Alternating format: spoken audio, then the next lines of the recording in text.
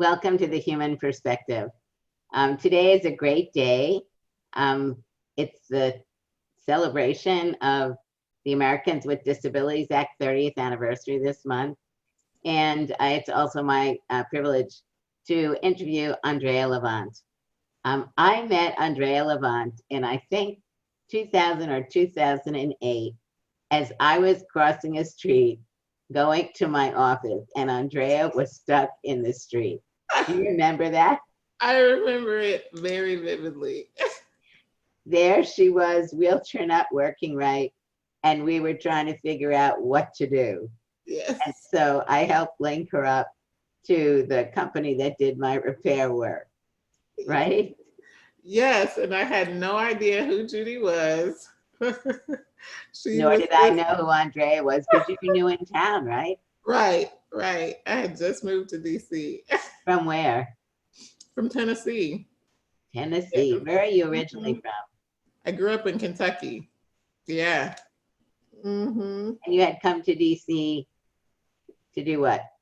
To work. So I was working for a nonprofit doing youth development work, and DC was just my dream. I had visited when my dad took us on spring break there when I was a junior in high school. And what I really loved about it was I could see the possibility for independence, like with the, just the metro, and I liked the pace of it. It was a little bit faster than the South. And yeah, so it worked out that I had an opportunity there, but I didn't know what I was doing. And I was not a very bold person. So the fact that I stopped you in the street during that time just cracks me up. But here we are. I think that comment is really great. If we could speak for a minute about the issue of boldness. So I mean, really, in some way, you were bold by coming and moving to DC, just like when I went from Brooklyn to California. Have you had your disability your whole life? Yes. So I was diagnosed when I was 2, and I've been a wheelchair user, since I was 5. So I presume that one of your challenges when you moved away was also needing to find personal assistance other than your family. Right. And I think that's when I was really shy, and I don't even know if I would call it shy. I did not really develop the concept of disability pride or identity until I started working in the space. And so I think it was more of I could even say a shame, or like not wanting to draw attention to disability, or needing, feeling, just asking for help. And so it took me leaving home to realize that the only way my needs were going to be met was if I asked. And so, there comes a point when you're like, you know what?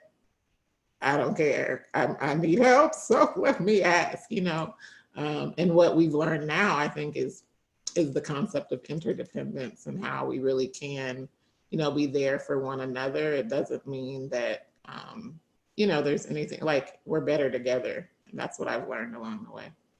I think that's really important points, because so many of our viewers are kind of in the same situation as you and I both have been at different points in our lives. The ability to really own our disability in a prideful way, work with others on trying to expand the movement.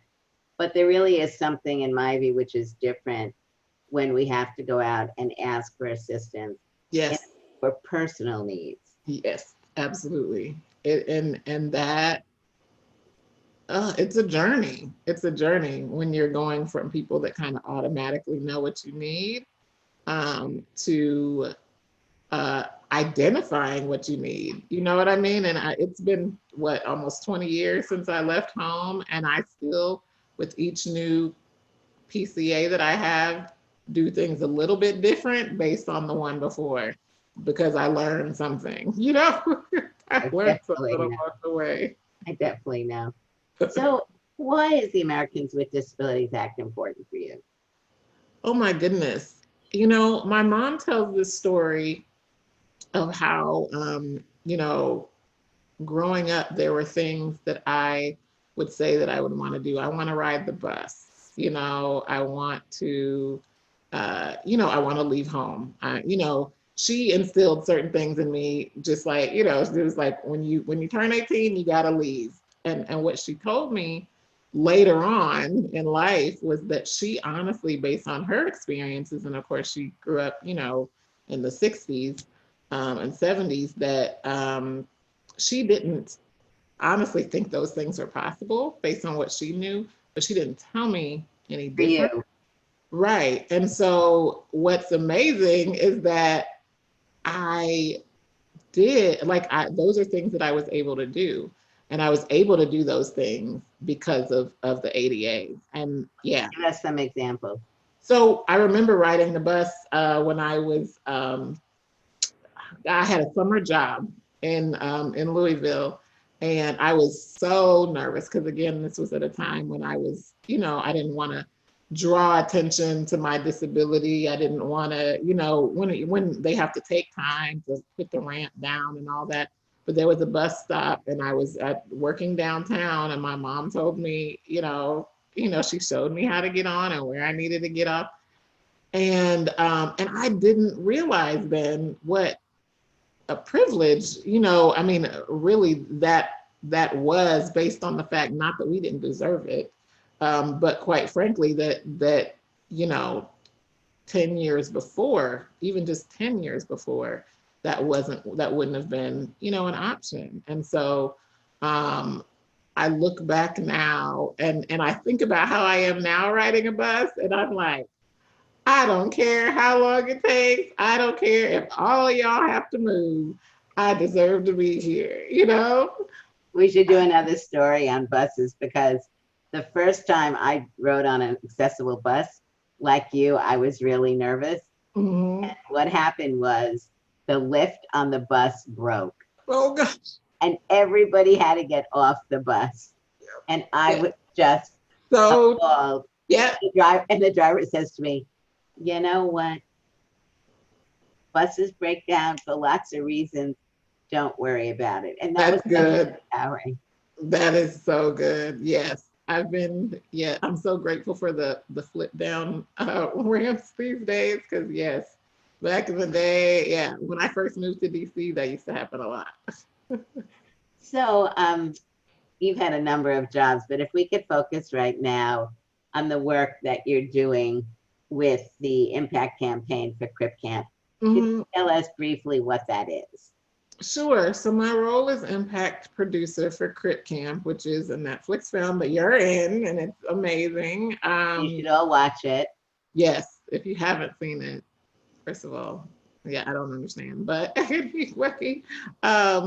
but yeah, my role is really, as impact producer, is to take the incredible messages in the film, around community, around, civic engagement, around, pride, and just all of the things, to really leverage them for social change, and to think about, how we continue those conversations and expand those conversations, and also how do we strengthen and just kind of rejuvenate for those of us that have been doing, have been working in disability rights and justice spaces for so long. How can we continue to grow together and just do new things? And then, yeah, there really has been this amazing opportunity to connect with organizations, other social justice organizations, to kind of bring disability into those spaces, which has been really important as well. So why did you decide you were interested in this job?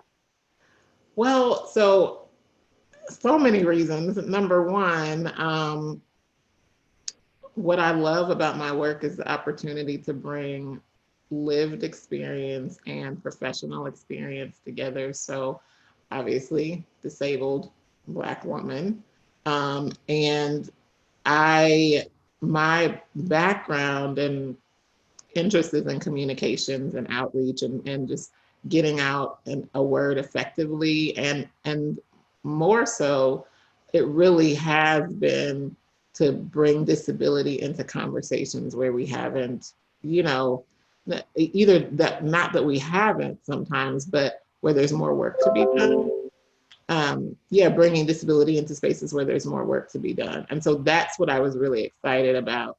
I was excited about the opportunity to expand, to think about, as we're celebrating ADA 30, to think about where have we been and where are we going. And I mean, I've just gotten to meet some of the coolest people, and it's not about me. What I've enjoyed the most is being able to connect with people um, to just expand the conversations and bring more people in, um, to the work that we're doing. That's been the most fun. So when you started this project, you were doing it jointly with Stacey Parks Melbourne. Mm-hmm, mm-hmm, Could you maybe, unfortunately, she passed away. mm-hmm, mm-hmm. Could you maybe give the audience a little bit of information about who she was? Oh my goodness, there's not enough time, but I will say Stacey, she was so many things. I mean, she's one of the curators of the disability justice framework. She, started out in the movement, when she was a teenager and in North Carolina. And really, she was the biggest dreamer that I knew, to be honest with you. She would have, these amazing ideas and they would happen. And so she was a pillar for our community and obviously now an ancestor. And goodness, so many of the things that I hear so many of us say on a day-to-day basis come from the work that she did and how she really brought people together. She really, centered those that are most marginalized within even the disability community. So she was great. She was great. I miss her. And I think one of the important parts about talking about Stacey is for people watching this to think about people who've been influential in their lives who've passed away. And I think one thing that's been very important is that you've made sure on a regular basis that people really understand the important role that she has played in Absolutely. our movement. So Absolutely. memories, and in Judaism we say, may their memory be for a blessing. Yes. Definitely. So tell me, what do you see as one of the next steps that we need to be taking in our movement? What I feel so proud about with you is the great work that you and Stacey started, that you continue on, really diving into diversity. Mm-hmm. And what would you say the effect of your really broadly expanding the voices of disabled people from all different backgrounds? What impact are you seeing? Oh, there's so much power in um, validation and being seen and being heard and being, not just brought into a space, because the goal is to move beyond tokenism to really valuing the intersectional experiences, and and changing things because of it, and so what I'm finding is, I mean, it's like I think every day, man, I think I thought I knew and I had no idea, even as a disabled person, because the more conversations that we have with people with different experiences, the more we all learn and the better this community, like the results are, you know what I mean? And so that's what I think is so important around, and the fact is, I mean, we deserve, to be all of the things that we need. We deserve it, and yet and still, there's really value for us all when there's more people that are in the room and that are given space to speak up. And I think that's the thing. We can all be in a room, but if we're not actually given the space to share and to be decision makers, then it's kind of for naught. So yeah. Yeah, I'm actually very so proud of the work that you're doing, because I think overall in the disability movement, while we are continuing to really work on expanding the movement to reflect our diversity, we're really doing it, in my mind, in a way that's different than many other movements because we cut across everything. And Exactly. I really hope that some of the outcome of our work is that other organizations that are not disability focused recognize that they too need to be including disability in their work. Absolutely. That's the goal. We're running out of time, but there's one more question Okay. I absolutely have to ask you. I'm ready. That is that you are known for your design, your clothing, your earrings, your glasses. How did you get into being so engaged with fashion? Honestly, it's a family thing. If you would see both of my parents' closets, my dad's closet is a room, my mom's closet is a room. They both are, it was always like when you look good, you feel good.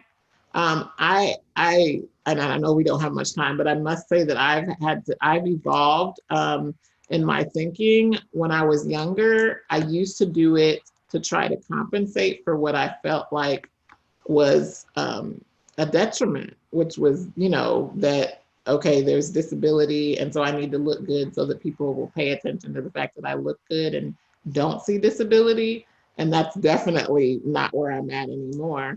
I just loved it. I love color. I love creativity. I love to color. I love to paint. I feel like my makeup is a palette, it's just all of that stuff. So that's really where it comes from.